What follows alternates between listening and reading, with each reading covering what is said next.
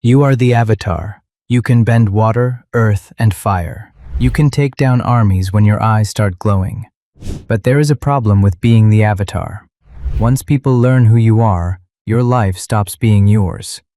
And for some avatars, that job starts ruining their life before they are teenagers. Aang was never supposed to learn that he was the Avatar at 12. The air nomads normally planned to tell him when he turned 16. But the monks could see trouble growing in the world, so they told him early. Until then, Aang was just a very talented airbender who liked having fun with his friends and spending time with monk Gyatso. Once everyone knew he was the Avatar, that changed fast. Some of the other kids stopped letting him join their games because they thought his Avatar powers gave him an unfair edge. Then things got worse. The monks decided Aang needed harder training. They planned to take him away from Gyatso and send him to another temple. Aang was only 12, and suddenly everyone else seemed to be planning his whole life for him. So he ran away with Appa. Then a storm hit. Aang fell into the ocean, and the Avatar state saved him by freezing him inside an iceberg. He thought he was escaping his problems for one night. Instead, he disappeared for 100 years. When he finally woke up, almost everyone he knew was dead. The air nomads had been wiped out. The Fire Nation had been fighting a war for a century, and Aang was still physically 12 years old. Now, the same kid who would run away from being the Avatar was expected to end one of the biggest wars in history. And there was another small problem. He still only knew one element. Being able to bend all four elements like water, earth, fire, and air sounds amazing until you realize nobody simply hands them to you. You still have to learn them. Roku found out he was the Avatar at 16 and then spent about 12 years training before he returned home as a fully trained Avatar. That meant years of leaving his old life behind and traveling from nation to nation just to learn how to do the job. Aang did not have 12 years.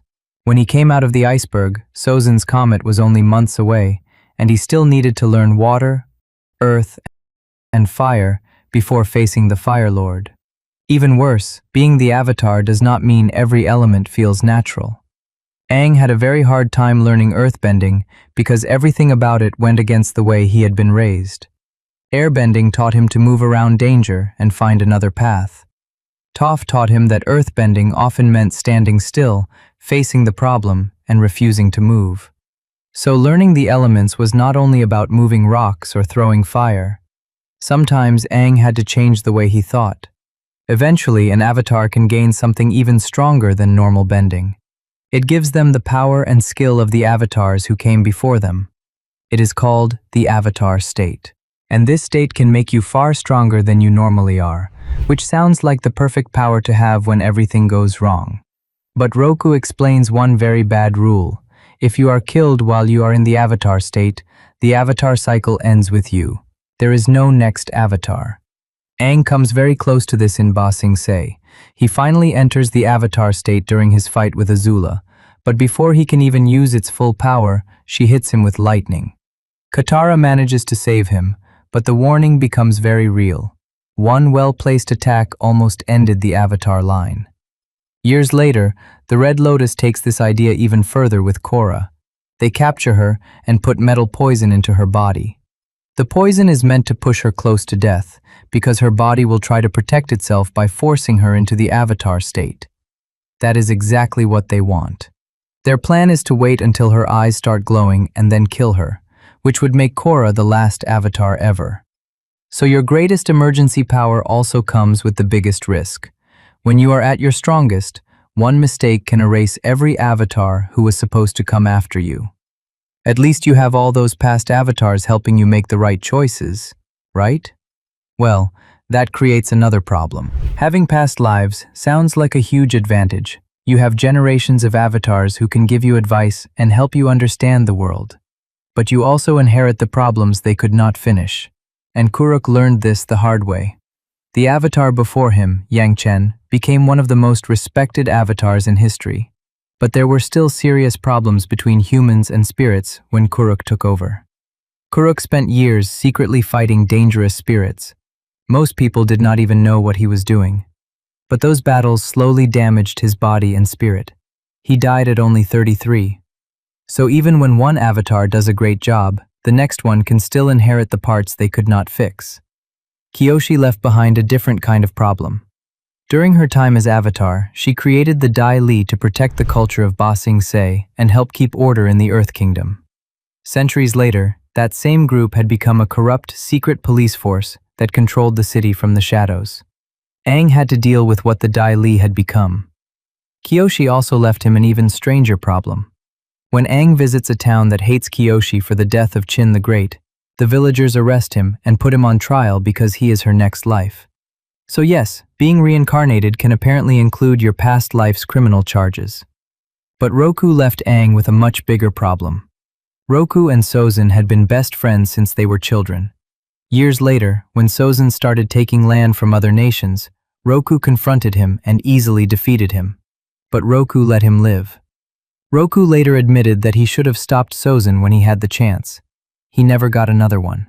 Roku died, Sozin stayed in power, and the next avatar was born into the world that followed. By the time Aang woke up from the iceberg, Sozin's war had already lasted 100 years.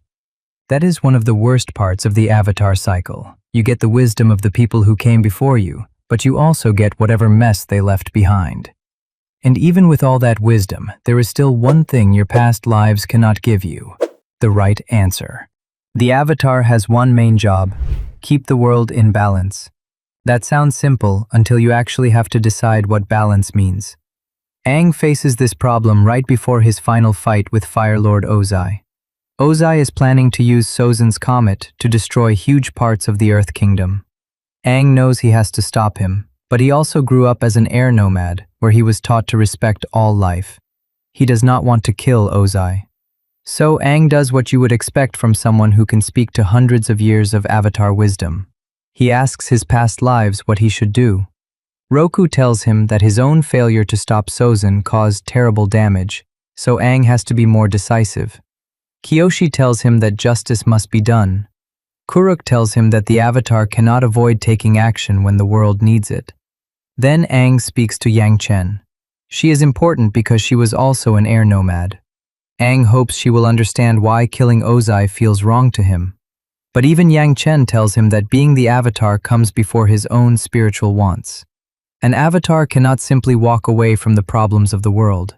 So Aang has the wisdom of several past lives, and he still does not have an answer he can live with. In the end, he finds his own way.